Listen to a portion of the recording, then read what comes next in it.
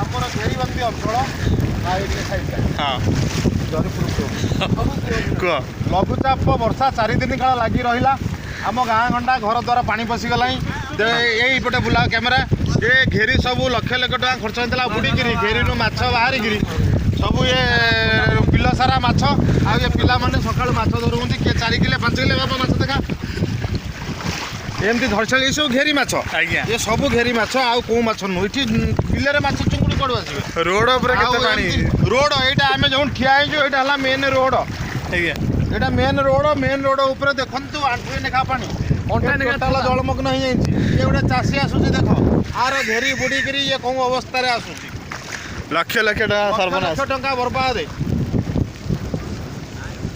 ଆଉ ଯଦି ଗୋଟାଏ ରାତି ଏମିତି ବର୍ଷା ହୁଏ ଏ ଟୋଟାଲ ସବୁ ସରକାର ଆମେ ଏମିତି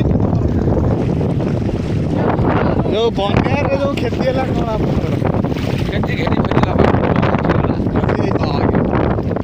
କ'ଣ ଏମିତି ହସୁଛ ଆପଣ? କ'ଣ କରିବି ବହୁତ ଦୁଃଖ ଥିଲା। ଦୁଃଖରେ ବି ହସ? ଦୁଃଖରେ ବି ହସିବାକୁ ପଡ଼ୁଛି। ଆଚ୍ଛା କ'ଣ କରିବା ହାତ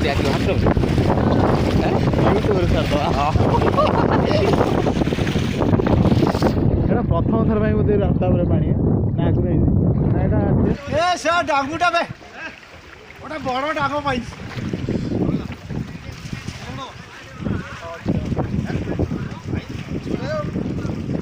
ପକା ଛୋଟ ମୁଁ ଜଗି ଦେଇଛୁ ହଲିଆର ନାହିଁ।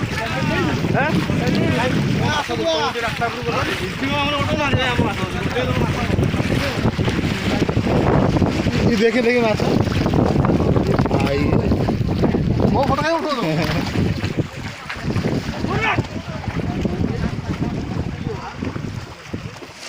ପକା ହେଇ